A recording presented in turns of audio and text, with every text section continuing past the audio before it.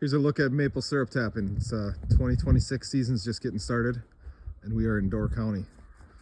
So what we do is find the hard maple trees. We know where they are because we've done this several times, several years.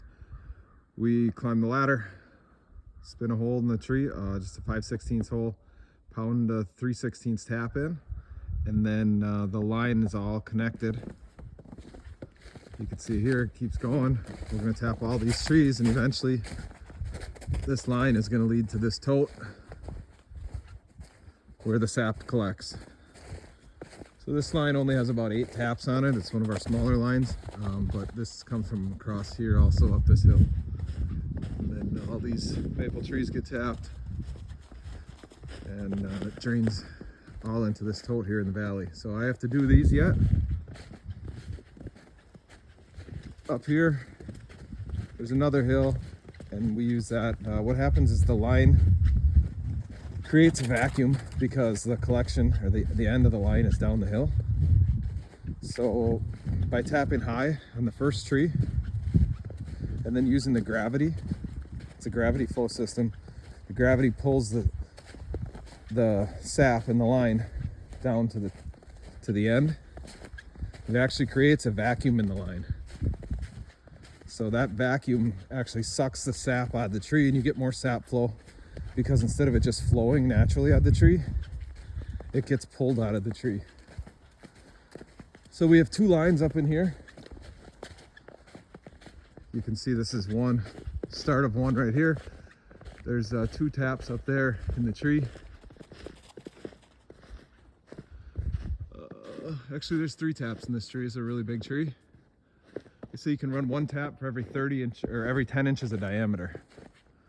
So this line comes from here, goes to here. There's 2 taps in this tree. Then it goes to that tree, keeps going this way. And down the hill over there, there's also another line here that starts, since we're on top of the hill. So this one goes from that tree back there all the way over to these trees, keeps going. And it's really neat when the sap is running because you can actually see it. You can see bubbles in the lines being sucked down. And then all these lines, there's about 30 per line, 30 taps per line. They converge down here and they go into a tote, which actually isn't there right now because my brother's back at the cabin cleaning it out. But you can see this hill goes down, and way down there where that pallet is the end of these lines. So that's our collection point right down there where Winston is right now. So we set up a 275 gallon tote there and drain both of these lines into it. And then we have another 275 gallon tote in the back of our UTV, and we use a transfer pump. We pump it into there, haul it back to our cabin where the maple syrup cooker is set up, and that's where we boil it. That'll have to be a different video though. So this is the beginning of maple syrup 2026.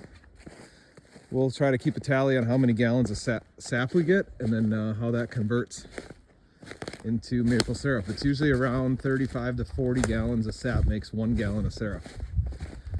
And on a good year, we usually make around 20 gallons of syrup. So these are actually almost all sugar maples out here. We could run 10 times as many taps as we do, but we're happy with it how it is pretty much, and we're not looking for it to be a full-time job. It's just something that we do for fun as a hobby. It gets the kids outside, gets everyone huddled around the cooker when it's going. It's a great time of year to be out in the woods as winter's ending and spring is starting. So something we really enjoy.